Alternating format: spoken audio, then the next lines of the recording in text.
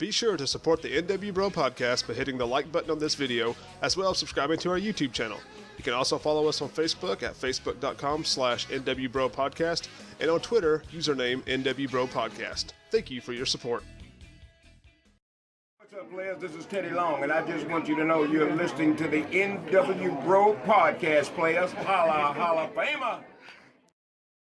Hey everybody, this is Ian. And I'm Rhett. And I'm TJ. And you're listening to the n.w.bro Wrestling Podcast.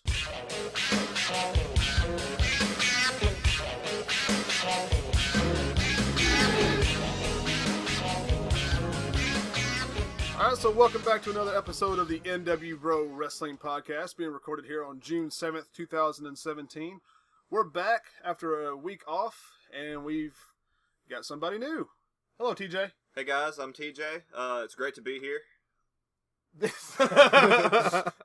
Ecstatic.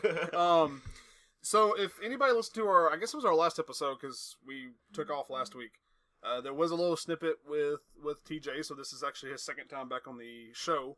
The full episode didn't actually get uploaded to YouTube, but it was available in MP3 format because of complications. We actually end up using part of that in the next week's episode. Okay, so that was the pause there because I didn't know if that actually made it on, so I didn't know if they had heard me before. Whoops.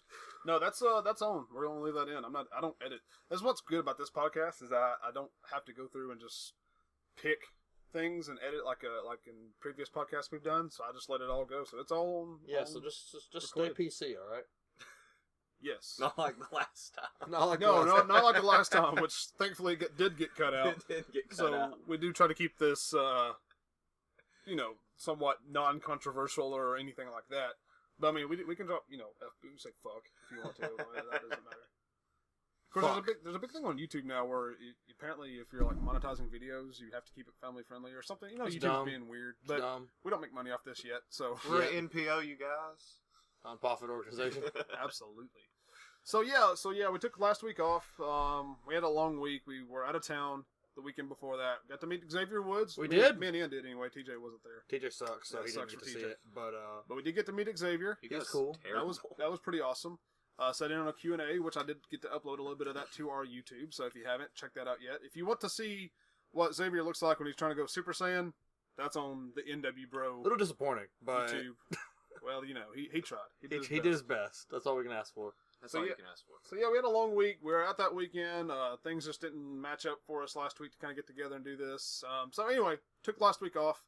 But it's okay. We're back now with our thoughts about Extreme Rules 2017, as well as this past Monday and Tuesday night's episodes of Raw and SmackDown. So we'll go ahead and talk a little Extreme Rules, which kicked off with a surprise match between Kalisto and Apollo Crews. I was actually gone. I didn't see this, y'all. Yeah.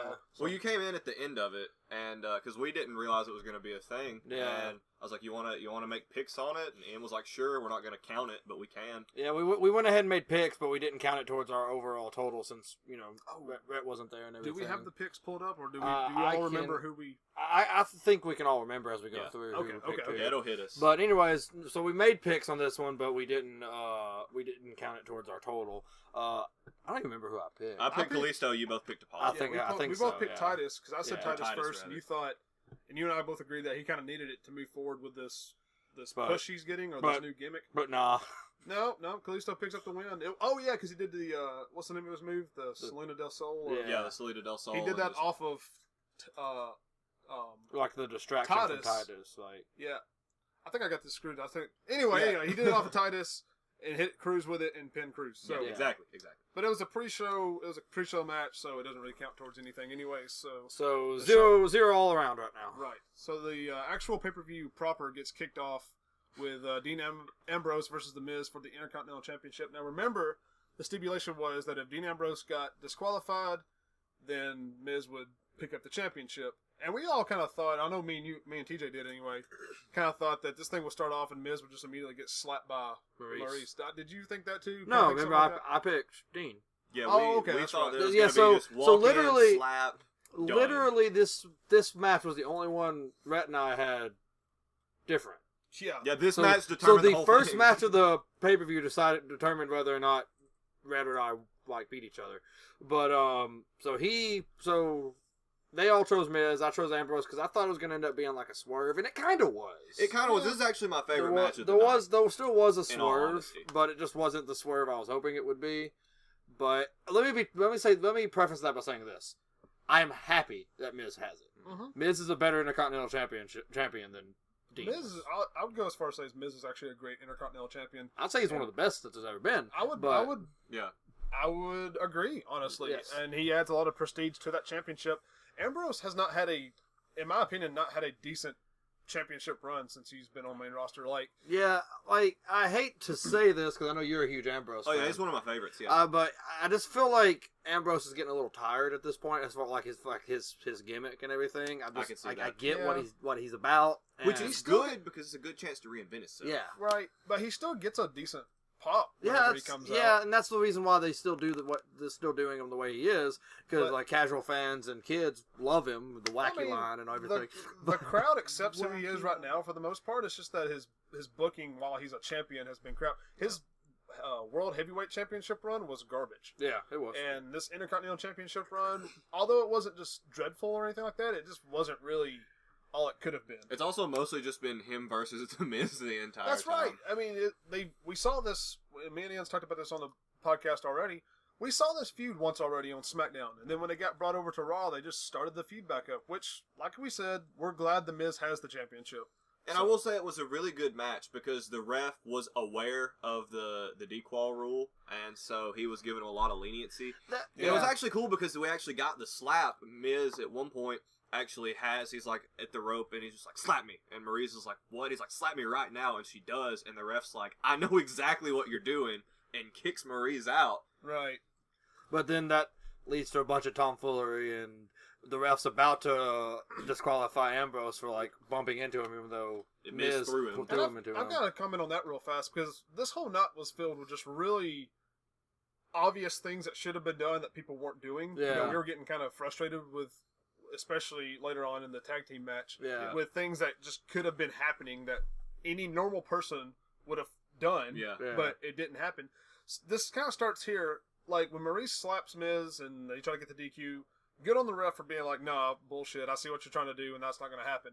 But then whenever Dean got thrown into the ref and the ref thought Dean had hit him, he spent a large chunk of time just walking around the ring, like arguing with Dean, and walking up to the time bell like he's fixing the ring. Like, call it. If you're going to DQ right then, just don't do all this. Why do you even walk up to the time bell in the first place? Also, the problem I had with that whole thing was if he's about to disqualify him, why even worry about getting back in the ring and counting the pin? Because like he was clearly about to disqualify him, and then as soon as he gets pinned, he's like, I guess I'll go ahead and count the pin. Like, credit to Miz and Maryse afterward though for selling it like a bunch of people. I mean, it was a lot of the obvious this is BS when she slaps him, and they show the footage. He's like, I was telling her I love you. You see, I love you, I love you, I love you, and he's very obviously. Did you watch Raw Talk? Slap me. I didn't see Raw and Raw Talk. That's what he's getting. It was actually a really good segment between Renee and Miz and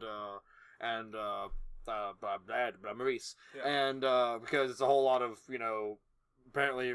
Renee posted a tweet about how that was just like a rubbish match. That's what she said, rubbish match.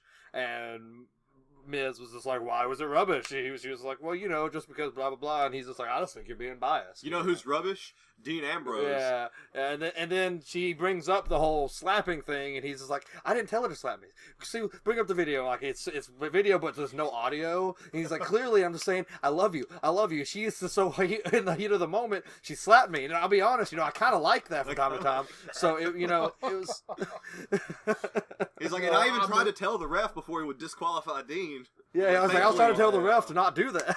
I missed that. That's great, though. That's really good stuff. And then he actually goes on to, like, pretty much make her say that Dean Ambrose lost to The Miz, and he just looks at her and like, that hurt, didn't it? It was a good promo. It was a very good little interview / promo thing with the two of them. But regardless, I think we can all agree that the Intercontinental Championship is in better hands. I agree. Oh, yeah. I'm looking forward to both Dean and Miz moving on, which it would kind of appear like Dean might get to a program with Elias Sampson. Yeah, maybe. So we'll see. We'll see where that goes. But anyway, so moving on. We are after that. I am 0-1, and they're both 1-0 at that point.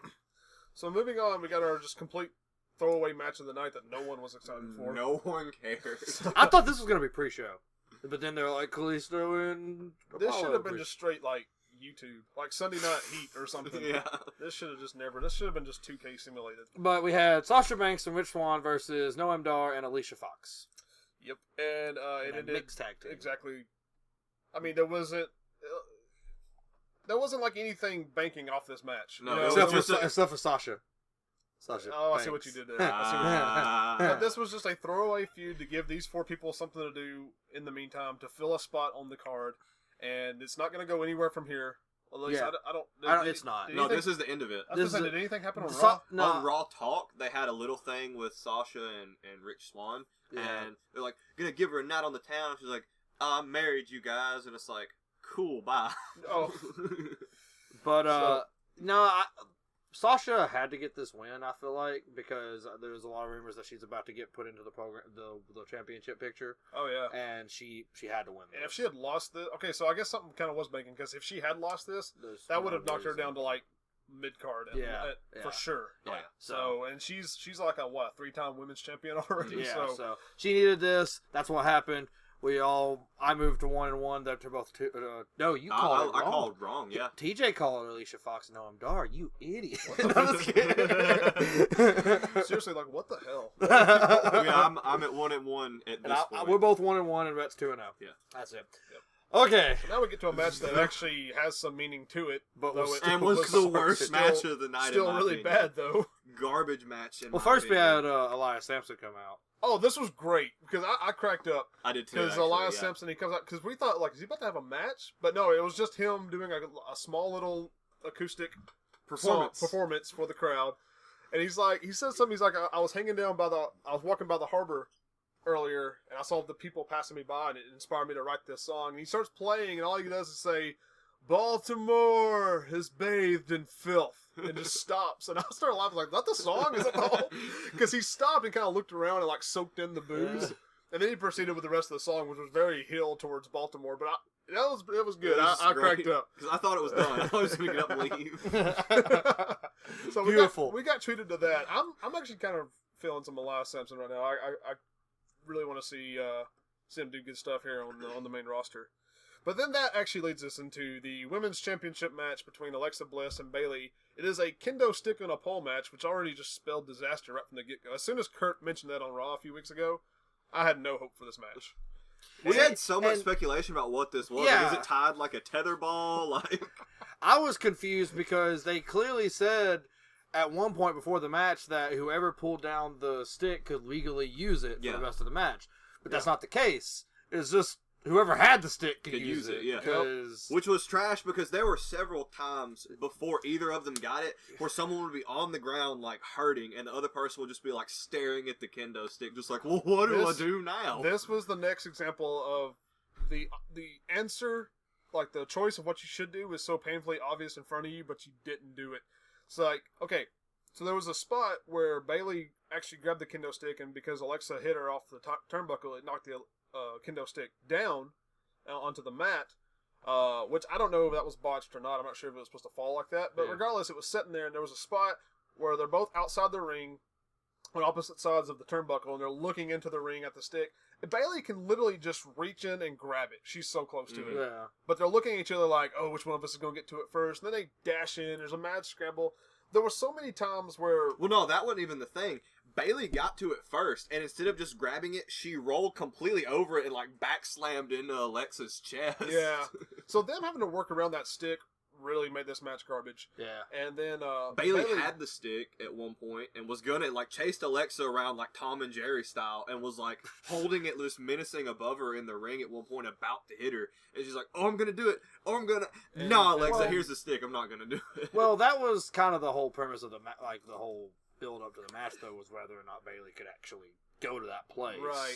So I kind of understand that And she part. couldn't. But here's the thing. So she didn't, which Bliss capitalized on. She got the stick, and from that point onward, it became a glorified squash match. It really did. I mean, the whole match was literally, because all this rambling around and all this to begin with maybe took up 2 or 3 minutes of the match. Yeah. From that point on, it was a squash match. Bliss wins with the DDT. Beating Whatever the crap whatever out the of name of her Bayley. actual I think move it's is. just a DDT. I don't know if it has a name. I don't think it does. I think it's just a DDT. Yeah. So yeah, that's how it ends. So Bliss is still our champion.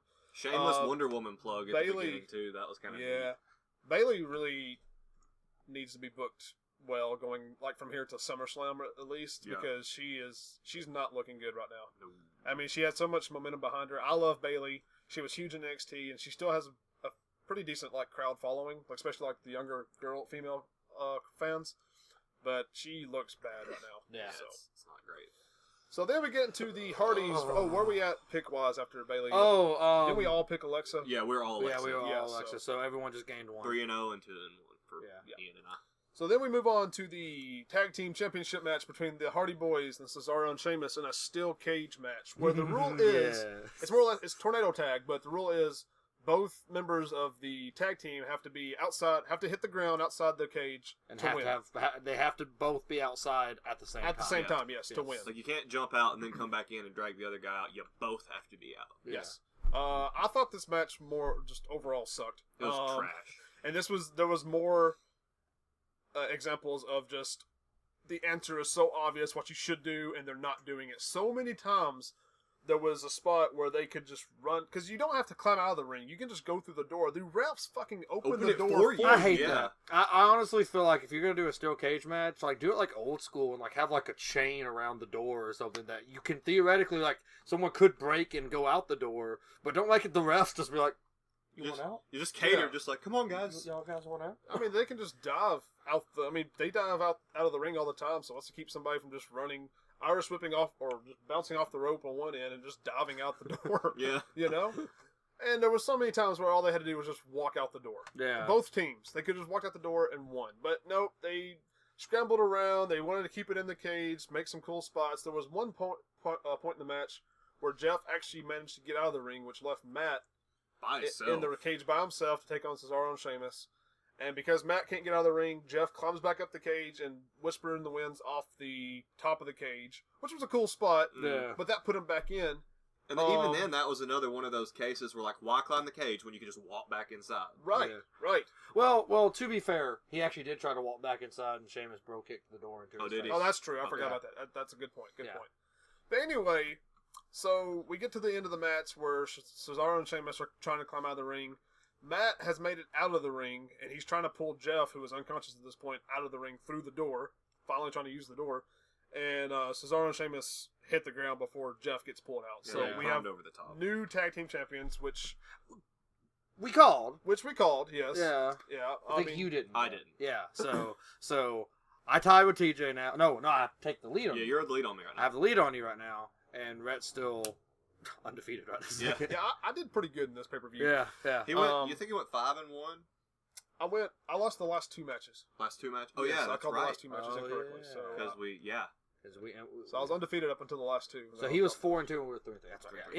Anyways. So yeah, new tag team champions, which was to be expected between me and Ian at least.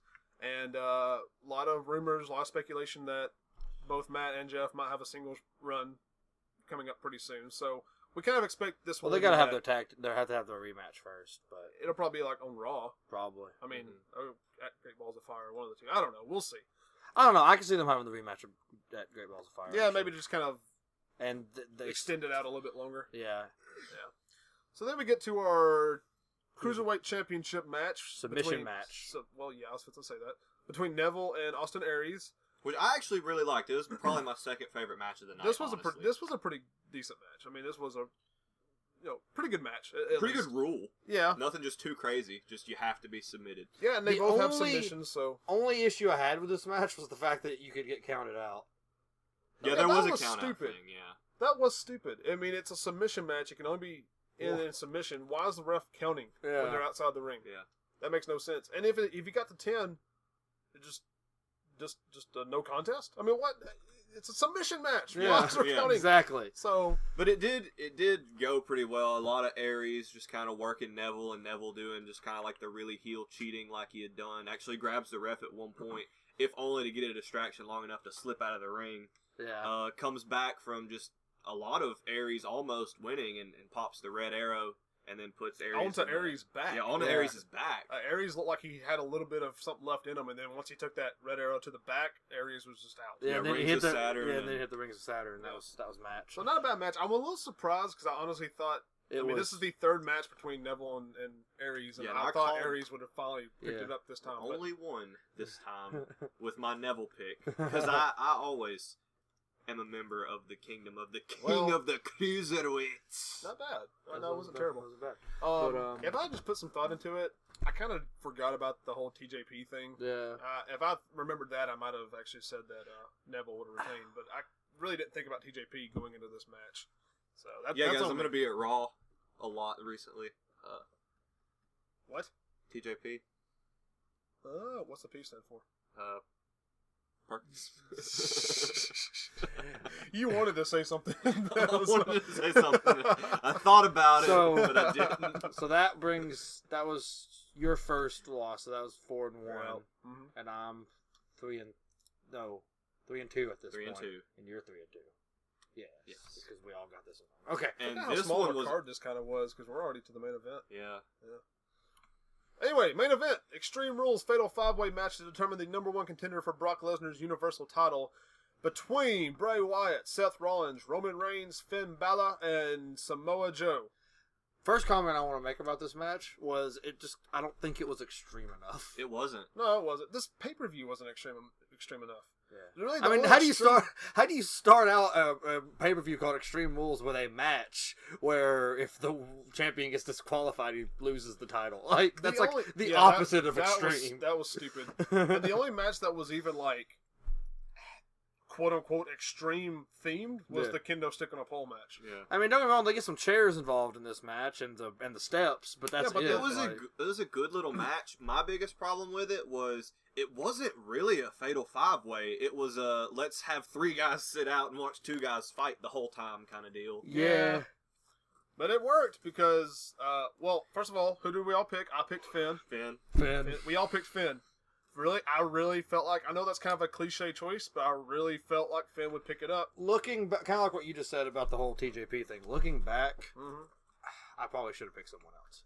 Because I feel like they're going to save Finn for later with this whole thing. Maybe, but I mean, we've got, what, 9 months between now and WrestleMania? Only 9 months. Yeah, but when you think about it, you think about because all the stuff that we want them to do with Lesnar between now and then, they're running out of time to do that. Because we want Lesnar to lose that title at one point and get it back. I think, well, my personal opinion right now, I think Samoa Joe just flat out loses to Lesnar.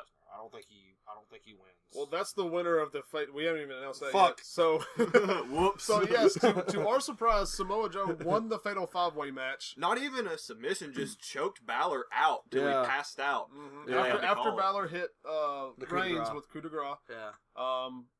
Samoa Joe sneaks in and gets him in the Coquina clutch. Yeah, Coquina clutch, and chokes Balor out to where he can't participate anymore. So Joe is our winner, which I was surprised because I'm like, now we have basically 2 hills going at it. Yeah. Which Lesnar's kind of like, he's kind of like a weird neutral because he's not even there. Yeah, he's not even there long enough to like establish face or heel. But if you were to categorize Lesnar as one or the other, it would be heel. Yeah. Right. And Samoa Joe was pure heel. Like there's no debate about that. But the night it happened after he won, I was like, okay, that's interesting. We'll see where it goes. The more I've thought about it since then, the more I'm like, especially after Raw, Samoa Joe's, Raw is nice Raw. Especially after Raw, I'm like, I'm really kind of fucking looking forward to seeing Samoa Joe. And I'm with you, and I really like that they're really selling the fact that at this point, Joe's not even trying to wrestle; he's just trying to choke everyone to death. Well, he's the destroyer. He's just there to just kick. Just happens twice in Raw to win and leave. Yeah, but yeah, I'm with Ian. But anyways, I feel like at this point, Joe just loses. Yeah. I feel like he doesn't pull it out, so there's no rematch or anything like that. He just had the one and done. That's it. Then I think we actually get a little thing with probably Seth Rollins and Lesnar. Plus, there's a potential that this could form into a triple threat at some point. Mm-hmm. Like Samoa Joe could lose the next pay-per-view, and then the pay-per-view after that could be a triple threat between Lesnar, Joe, and someone else. Yeah. We're gonna actually take a quick break to close that door. You guys could probably hear dogs barking in the background here, so we're gonna. There we go. So anyway, So Joe is our number one contender. We'll see him at Great Balls of Fire against Brock Lesnar. I wasn't done. And Ian's got more to add. I said maybe Seth comes in at like SummerSlam or something like that. Yeah. And then we have Finn third, and then we have Roman going into Mania. Like, how about you can get 4 of the 5 that was in this match. True. In between then and now. I think like I just want to see Lesnar against Joe just straight pull a Lesnar Goldberg final match and just suplex, F5, some more F5. drop. Just no selling at all. Just bam. But yeah, so I am looking forward to it though because Joe was on was it Jericho's podcast here recently. I think it was Jericho, and he said on that podcast he would like to wrestle Lesnar at some point. So this is a match that Joe actually in Just reality looking forward to wants. it. Yeah. So, and I can see Lesnar didn't give Ambrose really the time of day during their WrestleMania match a couple of years ago, but I have a feeling Lesnar is all in on Joe. Like he'll probably go into this match with Joe and especially as champion and try to give the people a good match. Oh here, yeah, so. for sure.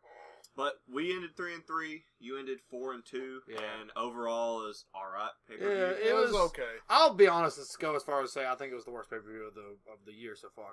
But I'm with you. It felt like there's a pay-per-view that was worse. I don't know, man. I don't know. Was Payback any good?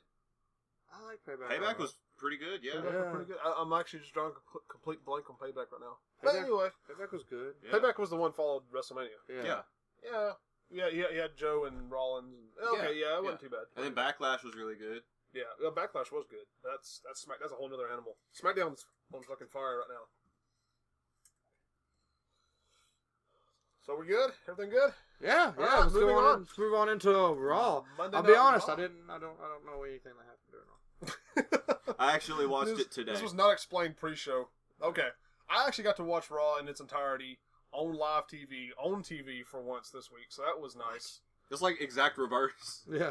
Yeah, it's great, and because usually I have to watch it on some kind of lame stream I pull up or something, but no, I got to watch high definition Monday Night Raw. Not a bad episode of Raw considering the crap episodes we've had leading up to this week. Coming out of last week's Raw. Yeah, especially coming out of last week's Raw, which is interesting. There's an interesting point at one point in this episode that talks about last week's Raw. Yeah, we talked about this beforehand. Yeah. First off, wasn't last week's Raw like the second worst rated Raw? Of It all was the time? second worst rated Raw, which we didn't get to talk about because we weren't here last week. Yeah. But yes, last week's Raw, based off what I heard, was the second lowest rated Raw of all time. That's awful. That is terrible. That is garbage. So, Yeah. I mean, what can you expect when you're having really crappy segments, like terrible, Bad segments. like contenders for the worst segment of all time segments, and your heavyweight champion's not even there? Yeah. So what do you expect, honestly? Which, WWE, I mean, come on. At least this Raw, they do address some of these things. So that's True. good. Yeah. So anyway, we'll kick off, or we didn't kick off shit. We But did Raw, it. It was us. Raw kicks off with Bray Wyatt. Okay. Yeah, we're great. Anyway, some weird shit going on here, guys. Anyway, so Raw kicks off with Bray Wyatt coming out to the ring. Did he cut a promo, right? Yeah, he had a little promo. He was just like, I had the opportunity to save you all That's from right. all of this filth and the Talking false about- prophets. And he gets interrupted by Roman, who, God, I'm actually having a complete blank. I watched this whole thing live, and I'm having a complete blank on how it went down. I know I remember Roman interrupted him and was saying, this is my yard, blah, blah, all that sort of stuff. The same 3 lines of dialogue he has ever. His only lines of dialogue. But there was a scheduled match. It was Bray Wyatt versus Roman Reigns was scheduled to kick the show off anyway, so we got that match.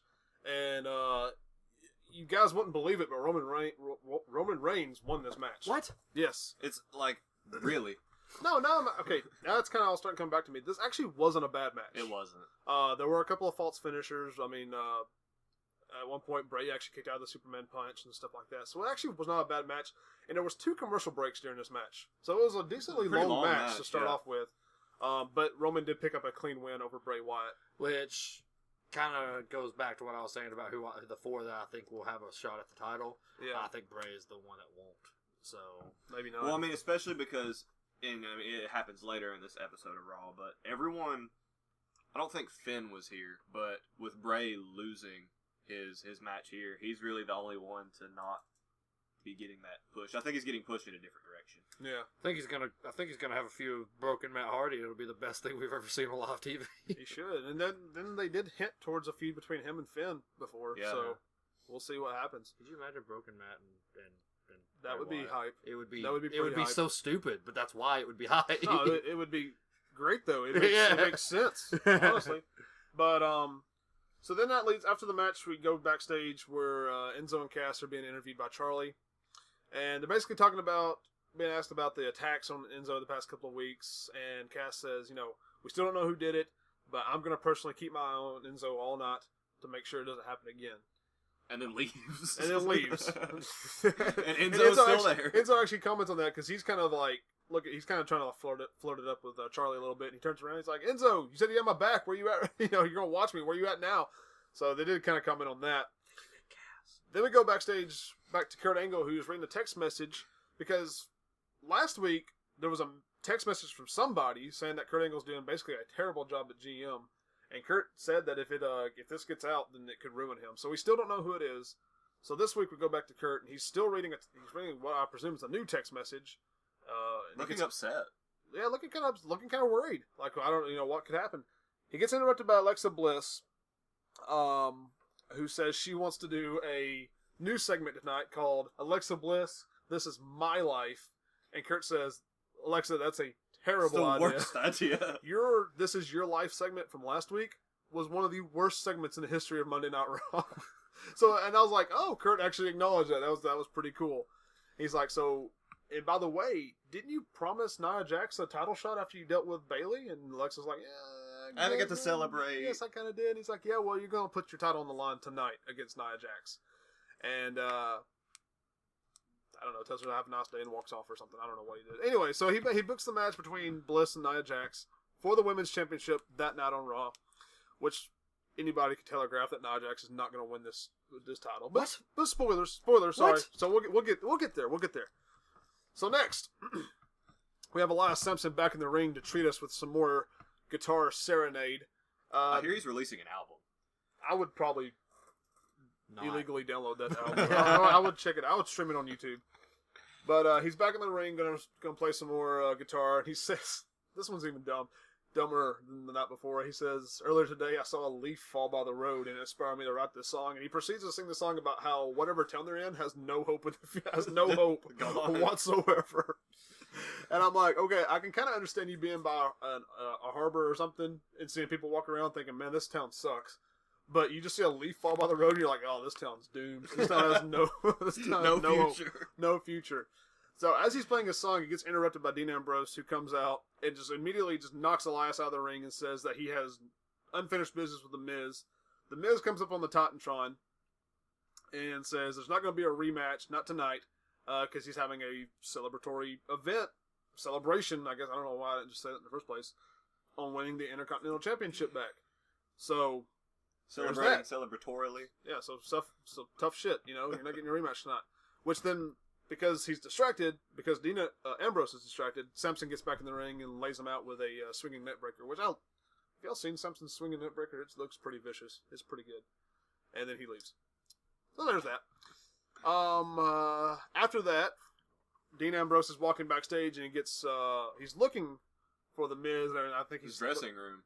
Yeah, he's looking for his dressing room. He gets interrupted by Kurt, who tells him to, you need to calm down, whatever. And Dean Ambrose... Well, he asks Kurt, he's like, where's the Miz's dressing room? We're going to go have our match. And he's like, You're not having a match tonight. You need to go relax. He's like, all right, where's the Miz's dressing room? We'll relax. We'll get some drinks. Yeah, he's like, yeah, I need to relax. I'm sure the Miz has got some cucumber water or something. I'm going to go check that out. Find him. Not hit him. And Kurt's like, no, go home. You need to take the night off. You're really upset. You're angry. Just take the night off. And, just orders him to leave the building. So there's that. Then we get out there and Samoa Joe. This is wait, was this the segment? Did he do the segment. Did he do a promo in this one or was this backstage? Yeah, Joe is doing his promo and he's yes. like, we're going down at Great Balls of Fire. This was one of the best segments in Raw I've seen all year, honestly. I loved it. Because Joe's out there and he's talking about how he wants Brock Lesnar. And not only does he want Brock Lesnar, he wants everything Brock Lesnar's got. He wants Brock Lesnar's schedule. He wants Paul Heyman to be his advocate, and more importantly, he wants Brock Lesnar's Universal title, and he's cutting a great promo to get, and then he gets interrupted by none other than Paul Heyman, who comes out there. He hops in the ring, and as Brock Lesnar's advocate, he's basically telling Joe what Lesnar thinks. He knows that Joe's not scared of Lesnar, but Lesnar is not scared of Joe either. You know, doing the same thing he did with like Finn Balor a couple weeks ago, but with Joe as the number one contender. And it's interesting too, because Heyman even says, he's like, what worries me, because I get paid to worry, is that I think you like that Brock Lesnar isn't afraid of you. Uh-huh. And he's like, last week I told Finn Balor that he was the best case scenario because you have this rising underdog who has such a great pedigree. It is a license to make money. But he said, Joe, you are the worst case scenario. Like, it doesn't matter who leaves. Neither of you are going to leave the same as you came in. Right. Yeah, he did a good job of putting Joe over while saying that Lesnar's more or less going to retain at Great Balls of Fire. And the two shake hands, and this is where it gets really good. The two shake hands, and as Heyman's trying to leave, Joe drops his microphone. He just kind of takes Heyman by the shoulder, and it's just like, look, you know, hold on, we're not done talking. And he kind of backs him up into a corner, and the whole time, like, Heyman looks like he's pissing himself. He's just like, I'm you know, no. And Joe's like, there's no microphone. The camera's just so close that you can hear exactly what Joe is saying. Super calm. When he says, this is between you and me. Yeah, he's super calm. He's just got Heyman backed up in the corner. He's got his hand on his shoulder. He's just talking to him. He's like, look, Paul, you know, I'm disappointed that it was you and not Brock Lesnar who came out here tonight. You know, everything, all this I just said, all this that just happened, it should have been with Lesnar. It shouldn't have been with you. And Paul goes, I'm just an advocate. And Joe says, no, I understand. I understand. But listen, here's something very bad's about to happen to you right now. He's like, I'm gonna just calm down. Dude. Listen, I'm about to put my arm around your neck, and I'm gonna put a lot of pressure onto it, and it's gonna hurt, and your vision's gonna start going kind of hazy. It's gonna be kind of hard to breathe, and then it's just gonna fade into darkness.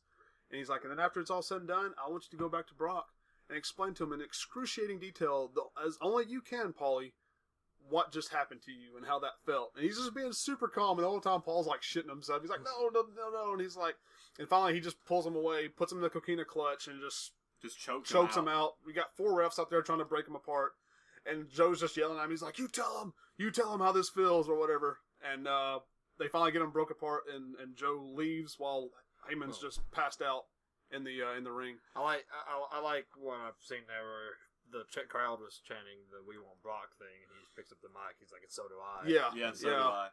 That was actually pretty great too. That was a great way to leave. So now that whole segment was fire. Yeah, that sounded pretty cool. It was a great ball of fire of a segment. Oh, I see what you did there. Hopefully, this is the only year where we get to make puns like that. Oh, God, I hope so. Yeah. So I'm ready for next year's Jailhouse Rock. Man, me too. Hound Dog. But so once Joe gets backstage, Kurt Angle meets up with him, and he's really upset about what just happened. And Seth gets in between them and says, you know, basically that Kurt's not in front of you, I am. So that leads to being the main event getting booked between Samoa Joe and Seth Rollins. He's like, you didn't even beat me. You beat Finn Balor. Yeah. And I'm not Finn Balor. I'm Seth freaking Rollins. Mm-hmm. So yeah, that gets our main event booked.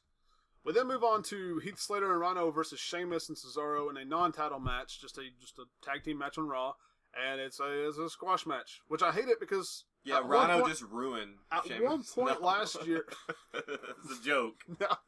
Yes, Heath Slater just dominates by himself. No, but no. At one point last year, Slater and Rhino were on top of the tag team division, like on SmackDown. You know, they won they were the first SmackDown champions. They had their run after as champions weren't all that great, but they had their moment of fame there, their moment in the sun. But in this match, Rhino doesn't even get to get tagged in. Slater starts the match off. Sheamus and Cesaro are tagging out each other while they're beating up on Slater. And whenever it's Cesaro so Sheamus is the legal man. Cesaro goes around and grabs Rhino by the leg, preventing him from getting in the ring, which allows Sheamus to hit Slater with the bro kick and pick up the 1, 2, 3. This match took 3.5 minutes. Didn't that happen a few weeks ago? Didn't they have a tag team match and Rhino never got to get tagged in? think it, so. I think I'm pretty it sure did. it I think did. it's the If second it time did, that's happened. I do not recall it. So if it did, I didn't see it. Well, I'm pretty sure it did, and that could be. Maybe they're about to break them up. I don't know. Yeah. Yeah, maybe. Who knows? But anyway, after the match, Sheamus and Cesaro get the microphones, and they're just boasting about how they beat the Hardy Boys and how they're The best. gonna stay the tag team champions. It wasn't really much to the promo. So after that, we see TJP walking backstage, and he sees Neville, and basically says, "Look, you and I kind of had a deal. I was going to help you with Austin Aries. Once that was over with, you're going to give me a title match." And at first, Neville's kind of reluctant. He's like, "No, be patient." He's like, "No, I've been pretty patient. This has been going on for 2 months now. So Very livid. give me my title match, or else, or I'll call." No, he says, "But yeah, I need my title match." And Neville says, "Okay, you've got a match against Mustafa Ali. Mustafa Ali. Handle him, and I'm gonna go talk to Kurt." TJP says, "All right, bet."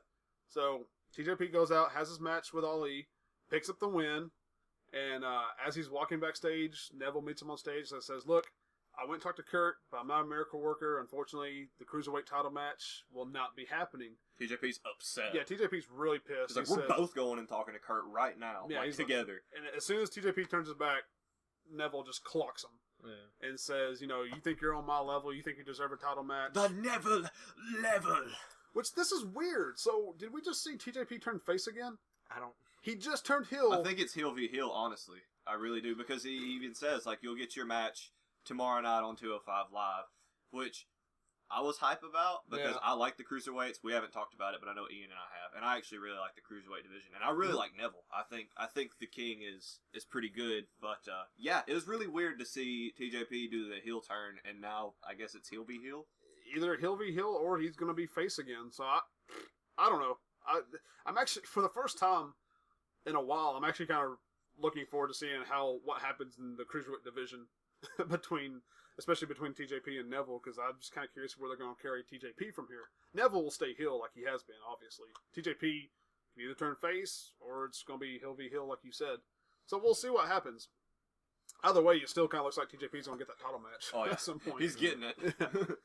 So anyway, after that, we get some more promos from Goldust and R-Truth, which I don't know if you guys have been watching these. I've actually really liked these, because this is like vintage Goldust. Yeah. R-Truths are a little whatever, because it's not really...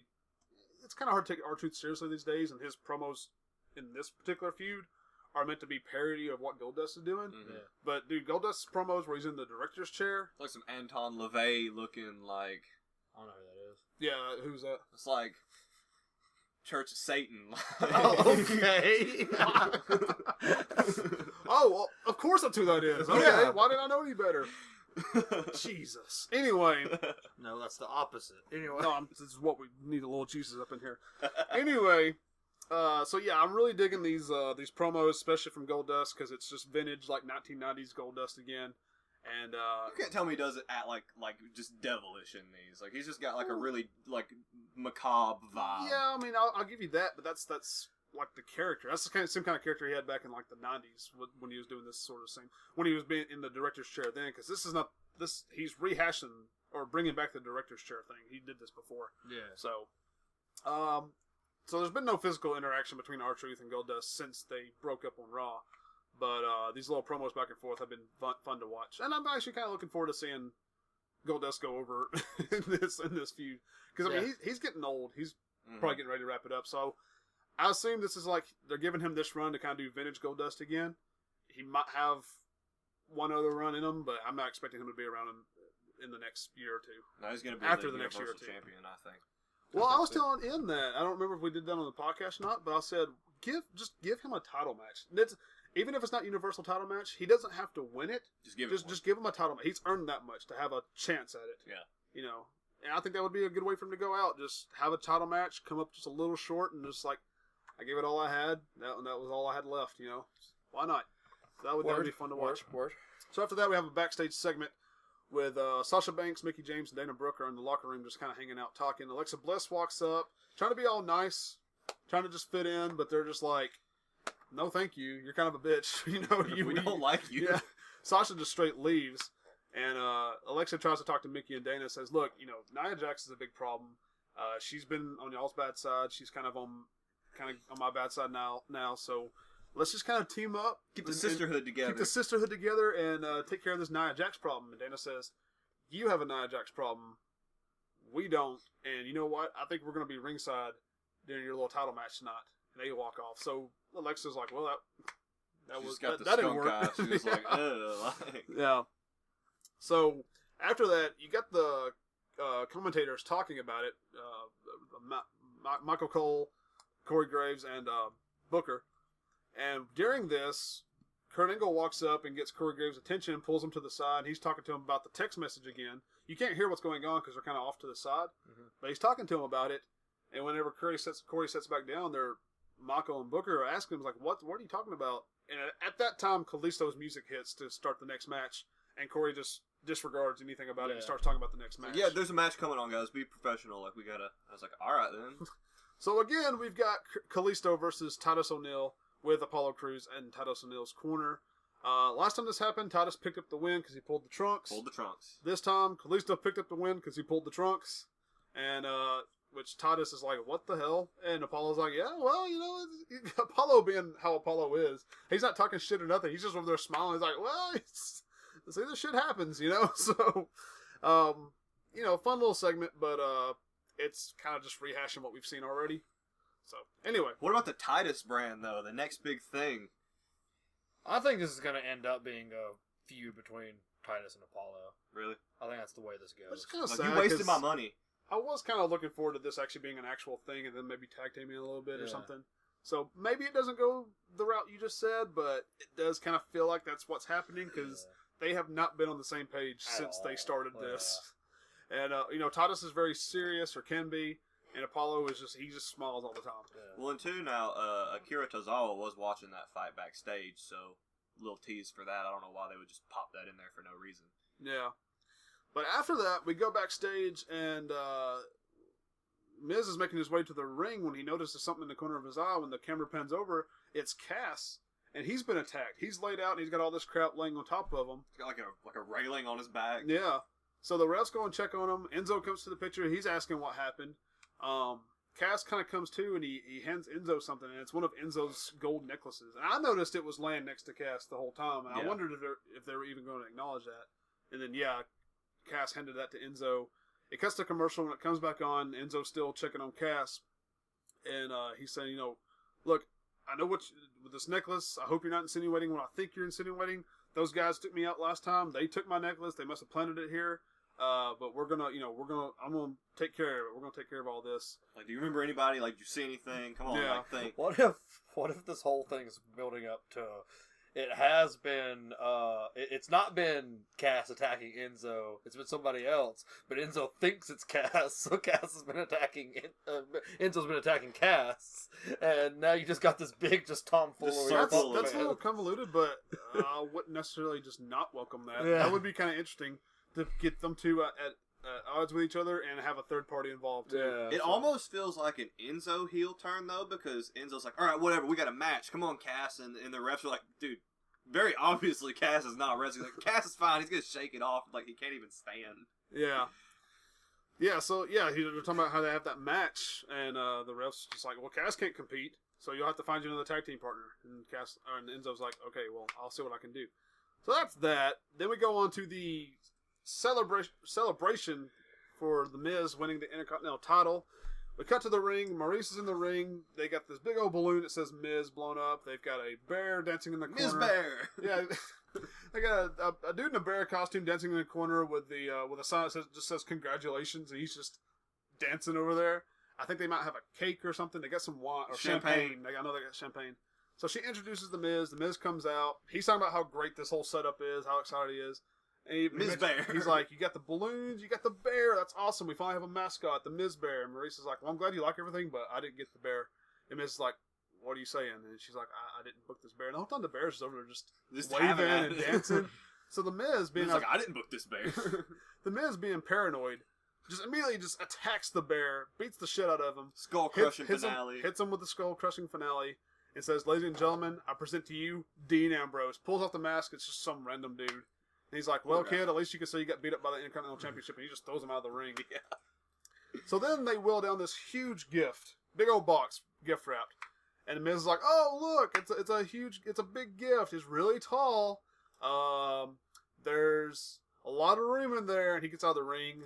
And the whole time he's doing this, he's like going over to pick up a chair. He's like, I think I can hear something moving around. I wonder what it could be. And he starts just beating the shit out of this box. Knocks it over. He's hitting it with the elbow. This box is flat. There's obviously not somebody in there. Maurice is freaking out the whole time. She is like, stop. She finally gets his attention. She's like, this is me. I got this for you. And he opens up the box, and it's a grandfather clock that's been just broken. Ruined. Like, the whole top of it's just broken off because the Miz has beat the shit out of it. And she's like, I got it for you because it's time. This grandfather clock is timeless, just like you are. And the Miz is like looking, and he's like devastated. He looks honestly. like he just feels like shit, right? Yeah. And she goes, you ruined it. Handed the mic back to him and storms off. And he's just like, no, babe, come back. I'm sorry. I'll get it fixed. I swear I love the clock. And he's all freaked out. And he gets back into the ring, and he blames Dean. He's blaming Dean. He's like, Dean did all this. Dean, this is your fault. And while he's talking, the cameraman gets in the ring and starts just watching Dean. And then he just sets the camera down and starts taking off his head. It's Dean Ambrose. Yeah. Miz notices on the Titantron. Yeah. He's looking around and he looks up at the Titantron and he sees the cameraman behind him put the camera down. And you see all this like through the other camera, and you just see him start taking everything off, and the Miz's face is just shocked. He's just watching the whole thing. He's like, oh god, I know what I'm in for. And as soon as he turns around, he gets hit with the dirty deeds. So Miz got his, and he just grabs some champagne. He grabbed the bottle of champagne, gulped it down, and walked off. He's a freaking drunk. All in all, it actually was kind of an entertaining little segment, especially with the Miz just freaking out and beating the hell out of everything in the ring. Everything. Yeah. So next we have the scheduled tag team match that was supposed to be the Club versus Enzo and Cass, but Cass is out of action. So the Club comes down first. Enzo comes down, introduces his tag team partner, which is the Big Show, who at first is a little bit like not participating in the usual Enzo and Cass stuff, but he finally kind of breaks into like this. His best attempt at a Brooklyn accent and does Cass's part. Yeah, it was kind of cool. It was cool because he's like, I'm a mammoth, like a big cartoon fuzzy mammoth. You're like a squirrel running around looking for a what do you call it? And Enzo's just like, a nut? And Big Show's like, I was going to say acorn, but you do you. So yeah, Big Show's the tag team champion. He's the tag team partner of He's Enzo. the tag team champion. He comes out with the belts, and we don't know what the hell is going on. But it was a squash match. They had no trouble with the Club, which is sad. No, the Big Show had no trouble with the Club. Right. Enzo did get the pinfall, though. He did pick up the pin. Big Show picked him up for the pin and just dropped him on, I think it was Gallows. You know how, I know you didn't see this, Ian. You know how Enzo and Cass do that thing where Enzo gets up on the top rope and Cass, like... The flying monkey pin? The flying monkey pin. The bada boom shakalaka. Yeah. Enzo gets up on the turnbuckle, and he's like trying to tell Big Show, he's like, yeah, you gotta pick me up, you gotta throw me down on him. And Big Show picks him up and just straight up like presses him and walks over to, I can't remember if it was Anderson or Anderson. Walks over to Anderson the whole time. Enzo's like, no, this is not how we do this. No. And he finally just throws him down on him, and Enzo's like, fuck it, and just picks up the pin. So it was kind of a fun little moment. But yeah, it took like 4 minutes, this whole segment. So. They like hugged. It was like all happy. I was like, uh-oh, little Enzo Big Show tag team maybe? Yeah. So then we get to our women's championship match between Nia Jax and Alexa Bliss. It starts off with a lot of Alexa. What? I want to actually time out real quick. Yeah. Do y'all think Big Show is involved in this thing at all? Enzo's been paying. He's the one that knocked out Cass, maybe. You know, well, since Big Show did get kind of involved with this tag team match, that wouldn't surprise me. Yeah. And considering Big Show has turned face and heel more times than anybody in the history of wrestling, then sure, why not? He's definitely face right now, but he could turn heel again. Yeah. He's if he's got a couple more years left in him, then he's got at least 10 more. We see heel turns. Enzo just dropping F-bombs every night. But yeah, so we get to our women's championship match between Nia Jax and Alexa Bliss. Starts off, and I think Alexa's just trying to do a lot of just dodging. Like, she's not on the offensive at all. She's just trying to dodge Nia Jax's advancements. And then Mickie James and Dana Brooke make their way down to the ringside. And they're not on commentary. They're not at the tables. Not nothing. They're just standing by the ring.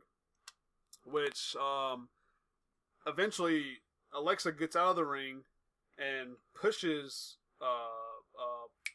Dana Brooke, and Dana Brooke retorts back, which gets Nia Jax disqualified. Yeah. So Nia's pissed. So at one point she kind of beats up on Alexa a little bit, but Alexa gets out of the way.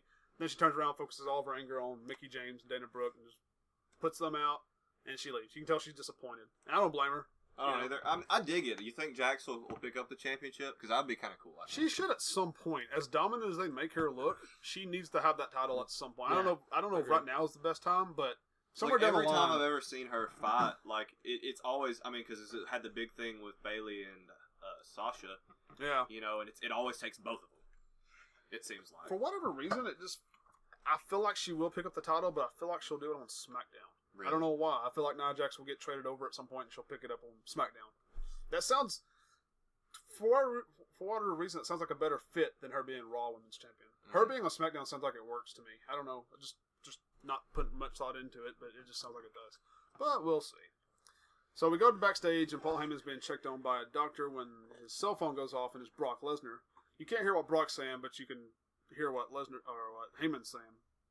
And he's basically saying, like, telling Lesnar that he thinks now's the time for the Beast to return. So he needs to be on Raw next week to put some fear into Samoa Joe. So we've confirmed that, hey, we're going to see Brock Lesnar again next week. Finally, for the first time in like 2 months or whatever it's been. That's good. Yes. You know, even though he's, like I said to you the other day, he's totally breaking the 30-day rule. You know, whatever, though. That rule only matters when they want it to. Well, no, even Joe comments, he's like, I want his schedule. I want to be able to just pick and choose when I show up or not show up at all. Like, Well, yeah, I know that, but like there's a rule in the WWE where you have to defend your title once every 30 days. Really? And he's not defended it in 2 months. It's because he's been at Jimmy John's defending titles in house matches. Hey, did you watch 205 Live this week? I didn't get to. Okay, I forgot about this because TJP had a championship match on 205 Live last night. Oh, yeah, that's right. Neville, when he hits him, he tells him, he's like, you get your match tomorrow night on 205 Live. I just didn't get to watch it. We don't watch 205 Live, or me and Ian don't, so we need to figure out who won that real fast. Yeah, that's important. I'm assuming Neville retained, but let's just find out real fast. It's only an hour, yeah, it's right there. Hits him with the Rings of Saturn. Okay, so yeah. So Neville retained via submission. Well, that might have been the blow off. Is TJP out of the picture now? Says it was a couple of near falls, though, so... Yeah. Oh. They'll have a rematch. That's Yeah, I'm gonna TJP start versus keeping up Neville with sounds 205 like even a more. pay-per-view match somewhere down the line. Yeah, Yeah. for sure. So Agreed. Maybe at Great Balls of Fire. maybe we'll see. I hope to hell it's not Austin Aries because we've seen that already God too many damn. times. I love Austin Aries, but if he But let's say this much, though. If it is Austin Aries, are we calling Austin Aries again? I probably am. My God, fourth time's got to be the charm, right? You calling Neville? King of the Cruiserweights. Oh, you're probably a smart one. Yeah, probably so. So anyway, we now get to our main event between Samoa Joe and Seth Rollins. This was actually a pretty good match. Not really any different than anything we've seen between these two guys before. Mm-hmm. The way it ends was weird because right as Rollins is starting to pick up the upper hand towards a win, Bray Wyatt's Titantron thing hits. You know, that crazy shit that comes up on the screen. That hits. When it goes off, Rollins is looking around for Bray Wyatt, which gives Samoa Joe the chance to put him in the coquina clutch and pick up the win. Again, straight suffocated. Bray Wyatt didn't even show up. His entrance just hit. So I do like that they are knocking people out more now. Like, they haven't done that in a long time. Yeah, like that's what my big thing is. Like Joe's whole thing for the past 3 fights he's been in, well, 2, and then with Heyman, he's strangled somebody till they passed out. He passed someone out a few weeks ago on Raw as well. I can't remember who it was. he's been passing people out since he's been on main roster. Yeah. Really? So yeah, he's been doing it a lot. Because there was the one. I haven't noticed. So. There was that one episode of SmackDown or Raw where he was God, he put somebody in the coquina clutch and had like this weird orgasm face. You remember what I'm talking about, Ian? I do. I can't remember who that was against, but that happened. So anyway, so that was Monday Night Raw. A much better show than it has been in recent weeks. Still just too long. That's still my main gripe. If this was a 2-hour show, I think I would have been just perfectly okay with it. But it was a lot more entertaining to watch than it has been. But still, that's 3 hours of just watching. I actually, be honest with you, and Ian, you know how different this is for me. Like, during commercial breaks during this, and sometimes during the show itself, if I wasn't feeling the segment, I was watching the NHL finals. I would flip over and watch. I mean, Hockey kicks ass. I mean, hockey's fun, but when the fuck do we ever watch hockey? For the fights. He's right. But when do we ever do that? Whenever there's a fight. That's not true. I bet every fight, right? I assure you, there has been several fights over the years that we have not watched one time. Maybe you haven't, but me, I've been all about them NHL fights. The point remains that Raw's too long. I still stand by that. Now, I'll take you to a show that's not too long, that is just right, SmackDown Live. You Goldilocks. Yes, exactly. I was thinking as I said that. So we open up SmackDown Live with Shane bringing out the 5 competitors in the women's Money in the Bank match to reveal the Money in the Bank briefcase for the women, which I is like it. It's white and has gold trim. A little smaller than the regular one, but it's white, gold trim, looks good. You by chance watch Up and Downs? I did for this. Yes. I did like what Jack said, where he was just like, if this had been back during the Attitude Era, it probably would have been like a handbag. Oh, it would have been something crappy. Because of just the total disrespect they had to women back then. But let's just face it, this never would have happened in the 90s. That's true. I mean, they would have these 5 women probably would have participated in like a pudding match. Pudding. Yeah, something stupid. Anyways. So anyway, I'm with you. This leads to our debut/return of Lana, who comes out to a pretty decent pop, honestly. Yeah. People are feeling Lana. And Lana, I love Lana. Lana's pretty cool, actually. She's wearing just a blue dress. Looks like she's fixing to attend a dancing event or something. But she comes out and basically is saying, hey, I want to be in this match. And Shane says, I don't think that's a good idea, so no. And he says, that doesn't work for me. And she says, anything that works for me will work for you, I promise. And, whoa. Which Naomi kicks in, because she's there talking about how she wishes she could participate in the match, but she can't because she is the champion. She kicks in, and she's like, who the hell have you beat? Like, why would you think you deserve a spot in this match? And Lana says, I could beat you. And Naomi's like, oh, no, so... Anyway, finally Shane's just like, Lana, look, this is the Lana opportunity, but you have to earn your way to this point, and then, you haven't done that. We haven't even seen you. This is your first time you're on the show. So, sorry. So Lana kind of just throws a fit and leaves. So that was her big debut. Anyway, glad to see her back, though. But that then leads us into a tag team match between Naomi, Charlotte, and Becky Lynch versus Natalya, Carmella, and Tamina. Face heel match in which the welcoming committee picked up the win. And I'm actually cool with Tamina getting the... I'm cool with one thing, and I'm upset about another thing. Cool with Tamina getting the pin. I think that's a good idea. She needs it. Yep. Not cool with Naomi eating the pin for like the 3rd week in a row. Dude, she's got a... It sucks because she needs to have a match at... Oh, wait. Did this lead into a match with her and Lana? This leads into a match with her and Lana. At Money in the Bank. Well, yeah, it leads into a match with her and someone, like, tonight, because she goes up to Shane or somebody, and she's like, I'll even put up the title, and, like, he didn't even ask her to, and he's like, fine, do it. Yeah, it was Lana. He's talking about Lana, but they didn't wrestle last night, did they? Naomi didn't wrestle last night, or besides the... I think so, because I think Naomi wins, maybe?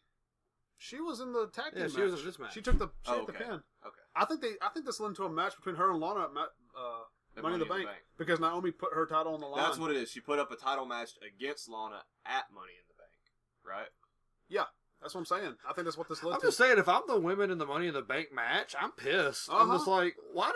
Lana's done nothing to earn. She's had one match that I can think of, and that was when it was in the that tag team match at WrestleMania last couple of years ago. So, yeah. And wouldn't it be some shit if Lana picks up the win? Is our new women's champion. You know the Money in the if it happens at Money in the Bank and Lana pulls the win, you know that whoever wins Money in the Bank's immediately like, I want it now. I want to fight her right now. Why not? That'd be fun. I mean, it'd be kind of a shitty first run with the women's Money in the Bank last one night, but at the same time, it'd be kind of exciting. So we'll see what happens there. But yeah, Lana's in a championship match, so go her. So then we have a rematch between AJ Styles. Time out. We had a backstage. Oh segment yeah, this is something you should be really excited about. You wanna? Well, I mean, it's just we had Mojo. Well, we had Shane walk into his office, and Mojo's there with his big ass trophy, and he's just like, I thought this would open doors for me, but it hasn't. I've just been a ghost for the last 2 months, which he has, right? He has. And Shane's just like, all right, well, he's just like, I beat Jinder Mahal already, and he's like, well, beat Jinder Mahal tonight, you can be in the Money in the Bank match. Yeah. So. Easy path. Yeah. He's beat Jinder Mahal before. He can do it again. He's beat him twice. And then he can just cash in. Yeah. He's beat him, I think, more than twice. And then he can just cash in his Money in the Bank when the time's right. Easy pathway to the championship. Easy peasy. Easy peasy. That's not how it worked out for him, though. Nope. So anyway, then we have a Spoilers, rematch between AJ Styles and Dolph Ziggler. And this was probably my favorite match of the night between these two guys. Because these guys have been putting on good matches lately. Yeah. Yes and no. I liked this match, but I'm upset with the outcome because I feel like Ziggler getting the clean win last week and then Styles getting the clean win this week just kind of cancel out each other. 50-50 booking. I mean, it's putting them both on par with each other, which Ian's I'm excited just about because mad. I like Dolph's. Huh? It puts them on par with each other, which I'm excited about because I like Dolph Ziggler. Look, I understand. Right, but I understand why you're mad. It's because you want Dolph Ziggler's Colonel run back. Where he run his KFC Colonel. yeah. And Well, it's making everybody who's participating in the Money in the Bank match look strong going in. Yeah. Because of what happened here and then what happens at the end of the night, it's making all competitors look like they have a fair shot. Except for one. Yeah. Yeah. So, anyway, we'll get to that. So after that, we have a new episode of what's become probably my favorite video package in all of wrestling, the Fashion Files with Breezango. Really interesting little segment. I actually didn't see this whole thing though. I know New Day was there and they were trying to give them rompers. get them rompers. Yeah. It was funny. And, they did this thing where they could hear each other's narration, like Breezango could hear each other's narration, but no one else They did that could. last. Oh, okay, yeah. Yeah. They did that last week when they could hear each other's Yeah. thoughts. Yeah. But so it was like a telepathy. Kind of like they were just narrating what was happening, but they could hear each They other, were but the no one only else two. could. That's Yeah. funny. Yeah. Because I actually missed this Fashion Files, which sucks because I'm with you. Fashion Files has turned into Did one this of my lead to favorites. anything, or was it just a funny moment between New Day and I think it's just Breezango? a funny moment. Oh, okay. Because we know New Day's taking on the Usos for the titles at Money in the Bank. Yeah. They confirmed that when they debuted Yeah. last week. So. Oh, and John Cena's coming back on July 4th. July Did you just 4th. notice this? Yeah. You just noticed that it was July 4th that he was coming back? You could hear that in my voice. Yeah. Yeah, it was Of very course obvious. it is. God save the Queen. Go America. Wrong. I think you're in the wrong. No. I think you're in the wrong place for that one. So anyway, now this leads into Mojo versus Jinder. If Mojo wins, he is in the Money in the Bank ladder match, which will give us 7 competitors, so that's crowded. Anyway, He squashes. and yes, Ian, how did this match end? How did this go for Mojo Rawley? He got distracted by one of the Sting brothers, so he got beat dirty. Not a clean win. By our great champion. the The Maharaja. Maharaja. I still love Jinder. It's okay. I feel like this is just kind of like the false, like back step to your ultimate prediction. Oh, yeah, where he's you gonna get the he's Mojo gonna Rawley. he's gonna No. be champ. This gotta is, touch this that is the ring. blow off. This is it. Mojo's out. Mojo's of wrestling. They're gonna kick him forever. Yeah, he's out. He's out. So after that, we got Randy Orton kind of doing a little bit of an interview about Jinder, talking to all these legends and stuff, and taking on Jinder at his hometown. Anyway, nothing big, nothing major. So then we get the New Day versus the In Colognes. Jinder's hometown? No, in Randy's hometown of St. Louis. In India? In Canada, technically. It's somewhere in Canada is where Jinder's from. Yeah. So anyway, New Day versus the Colognes. Colognes went over big time in this match. Very surprising. Did they not? No. Oh, okay. So anyway, the New Day picks up the win. No surprise there. Not really much to say about this. Colognes are Actually, or tag team fodder at this point. Yeah. I was about to say I didn't watch this match, but I knew they didn't win. But it was Big E and Xavier that fought, right? Yeah. Okay. So is Of Kofi course still? it was. Is Kofi still hurt? No, Kofi's fine. He just- Why? Of course it was then. Huh?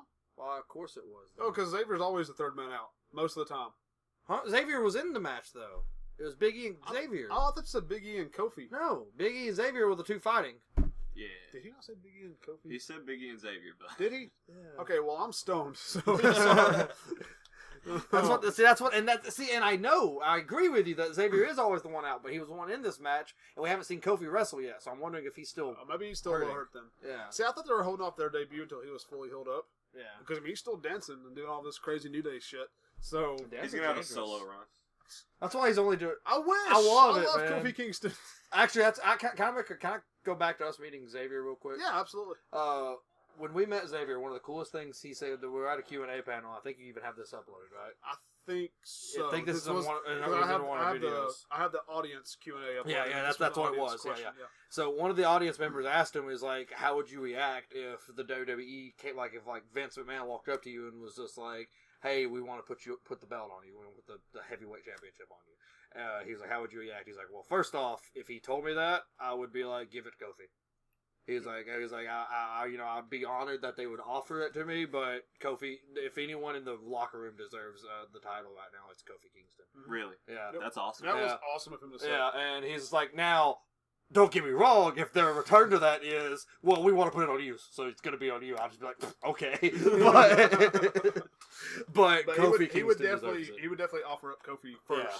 And kind of see what happens. So that's really cool. That's really cool. And I mean, he's not wrong. Not to take anything away from Xavier Woods, but Kofi's been doing this a lot longer than both of them. Kofi, I agree. I think if anyone in the locker room deserves it, it's Kofi Kingston. I agree. Because I'm sure he works his ass off. I think you're both wrong because there's only one person in the locker room that deserves it, and that's Jinder Mahal.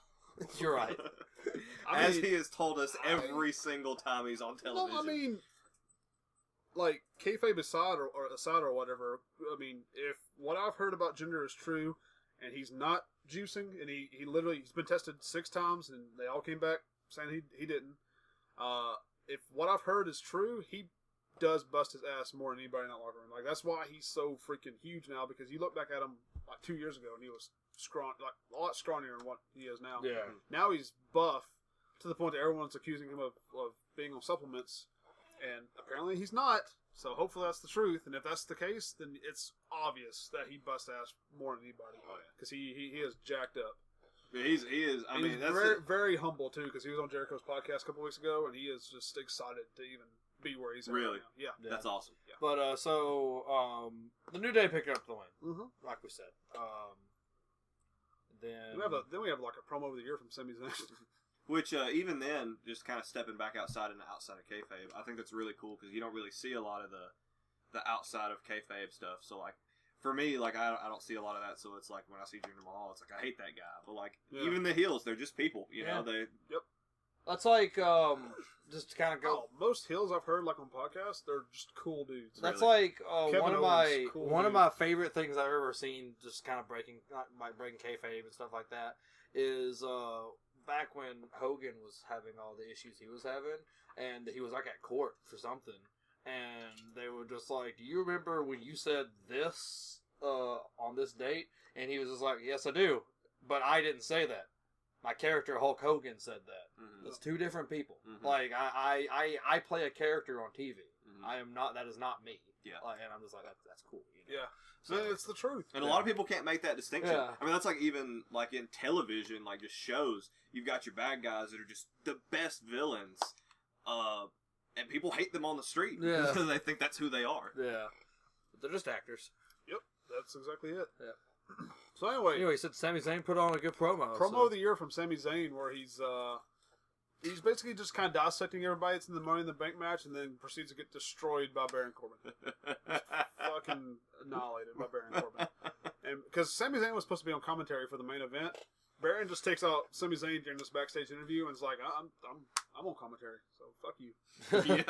And that was Sami Zayn's 5 minutes of fame for this night. So yeah, more like 5 moments. You're right. The first time. So go back to what we said earlier. Everyone's looking really good. Oh, was this the one person you said didn't look good? Because this isn't the same person. This is who I was saying that didn't look. This is not the same person. I'm saying. Oh, okay. Good. Well, who? Oh, you're talking about Kevin Owens. Yeah. Oh, okay. He's taken a few pins in the last few weeks. I actually didn't even consider that to Shinsuke. Yeah. Shinsuke. This is the third pin. Yeah. Spoilers, but this is the third pin Shinsuke's picked up on Kevin Owens. Exactly. Yeah. So our main event was Kevin Owens versus Shinsuke Nakamura for the non-title match, and clean as a whistle, Shinsuke picks up the win. Yep. Good match though between the two of them, but yeah, Shinsuke just picks it up clean as a whistle. As he's celebrating, he gets attacked from behind by Baron Corbin, and the show ends with Baron Corbin looking strong. Hits him with the end of days, and then ends the show. It's like the first hit Shinsuke's taken, like since he's been doing his wrestling on main roster. On main roster. Yeah. But see, like Cause see, That's a good point about Kevin Owens. I didn't even think about that. I was just thinking about how Sami Zayn got fucked up. Yeah, Sami Zayn did get fucked up, but it was like a sneak attack. I will give that much to him, and that like he has had a few wins over the past few weeks, even beating Baron Corbin in like 3 seconds. That's true. He's had some pretty good wins, whereas Owens has lost 3 weeks in a row to Shinsuke Nakamura. But he's the face of America. Yeah.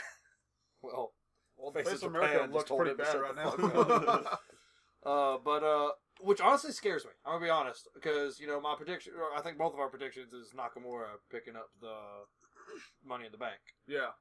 But with him just constantly beating Kevin Owens like this, I don't know. Yeah. Or maybe they're just gonna go the other way with this, just be like he is so badass that he kicks Kevin Owens' ass and then just gets the Money in the Bank. He could still win the Money in the Bank. Shinsuke could, and then decide to cash it in later down the road, like say at WrestleMania. Then go into the feud with Kevin Owens, where Kevin Owens comes out on top. Like Shinsuke could win the Money in the Bank and then kind of drop down a little bit, only to come back up towards WrestleMania. Yeah. So we'll see what I'm still predicting Shinsuke, but it wouldn't surprise me if like Baron Corbin. Yeah. Or yeah. I don't think Sami Zayn or Kevin Owens has a chance to win this. Honestly, I think Baron Corbin. Actually, Dolph either. I think Baron. I think your best options are AJ, Nakamura, and I was actually going to bring up AJ. Baron. It's like, Baron, what if especially if they're really hyping a little feud with Shinsuke and Kevin Owens. Well, they could AJ could pick it up and flip it around. Well, they could flip the script, like the script that we want between Shinsuke and AJ. AJ can win the Money in the Bank, and then Shinsuke could be the champion going in. So that would be cool. It wouldn't surprise me if it's not anything like that, though. The only thing that pisses me off about that prediction, though, is the fact that Roman Reigns has to win Royal Rumble. Oh, God. Well, there's still a lot of time between now and then, so we'll see what happens. But that is our WWE entertainment for the week.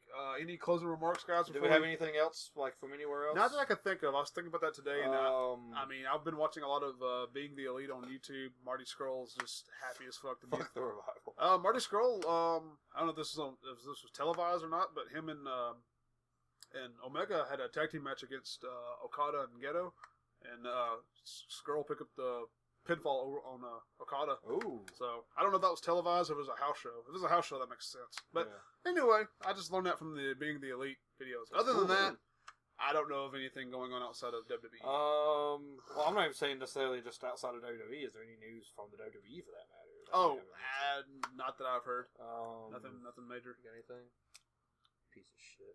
Cool. I mean, it's like we talk about. I'm more of a fresh perspective, kind of get a bounce back on someone that doesn't watch the New Japan and stuff like that. Because good stuff though, man. You really should. Yeah, we got to break you into that, man, because New Japan is really good. Like we do this podcast. This podcast is mainly, not obviously. This podcast is mainly focused on WWE, where we sometimes kind of stray outside.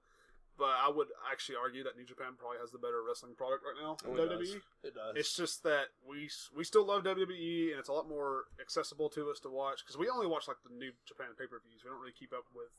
We don't really watch the weekly shows or anything like that. But man, I'm just on the edge of my seat during all the New Japan pay-per-views we watch, which you can't say the same about WWE, unfortunately. Obviously, as tonight has shown with our review of Extreme But we still Rules. love WWE. That's the whole reason we even watch wrestling in the first place. We still love doing this podcast, and we just hope WWE can kind of get to that level somewhere. So we're just kind of following it. They have all the pieces at this point. Yeah. WWE really does. Like they've got. They've brought in pieces from TNA and New Japan. Yeah, Ring of Honor. Ring of Honor to add to that. I haven't heard anything new about Adam Cole or what he might be doing or anything like that. I think he's coming to NXT. I feel pretty strongly about that, but I haven't heard any kind of confirmation or nothing. Yeah. Not saying it's not out there. I just know I haven't heard anything. But anyway, that's going to go ahead. Oh, there is one other thing, real quick. Yeah, what's up? WWE 2K18 had a trailer finally dropped. Oh, I didn't see the trailer. It's just teaser. It's just Undertaker. Like it's just an Undertaker teaser. Oh, are they putting Taker on the cover? Yeah. Are they? Yeah. Good. That's awesome. Yeah. But so that's kind of cool. So they could do like a legend, like NBA 2K does. Do the original edition and the Legends edition, where you have like a legend on the legend cover and just like an active person, and put Taker on the Legends I don't know what you would throw in with this, maybe some DLC or something. But yeah, if they did that route, I think like the biggest thing that they're supposed to take from the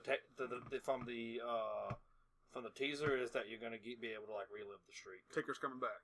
No, Taker's coming back. That's American Badass. I mean, if he came back, that's actually the way I would want him to. Mark Calloway is going to make his debut. Mean Mark Calloway. Hell yes. Big Red or whatever. But no, so that's random, but a little bit of news there. We finally get some stuff for 18. I just hope it has a GM mode. But if it has a GM mode, can we play GM mode together? We absolutely can play GM mode together. I want to do that. I'm sorry, there's only 2 shows. What do you want me to do? You're going to have NXT. You can have 205 Live. Yeah, you can have 205 Live. You can have the UK Championship. Yeah. You're only... You get TNA. I'd rather have not been invited. We only need you one pay-per-view out of like every 4 or 5 months. That's all we need you for. Let me be Heyman. Just Heyman? Why don't you just take over God's responsibility too while you're at it? Jeez, you know what you're asking? Let me be Heyman. Get the fuck out of here. So, all right, I think that's gonna about do it. That's gonna wrap us up. So, TJ, very nice having you on, buddy. I look forward to having you on future episodes. He's never Absolutely, it's coming back. great. I always love getting to interact with you guys and talk about some wrestling. So it's always a fun time for me. Yeah, and this was felt like there was some pretty good chemistry here. But until then, back into your cage, all right? Yeah, right. back to the depths with you. Yeah. Okay. So until in the meantime, be sure to comment, like, and subscribe if you're watching us via YouTube. If you're watching us or listening to us via MP3, thank you so much for taking the time to download our episode. You can keep up with us on Facebook at n.W.bro podcast, as well as Twitter at n.W.bro podcast, Instagram n.W.bro podcast. Dude, I didn't see that one coming. Damn. Yep. n.W.bro podcast and everything except for YouTube that we can't have a custom. Well, tinyurl.com/n.w.bro podcast. YouTube won't let us have a custom URL until we've hit like 10,000 views or something. So go watch it over and over and over. Yeah, so just keep smashing that refresh button so you can give us those views. But thank you guys so much for joining us. Next week we'll be back with more Raw and SmackDown news as well as predictions for Money in the Bank. Cause that's next Sunday. It is. Yeah. So we'll be back next week with all that. Until next time, we'll talk to you guys later. Adios.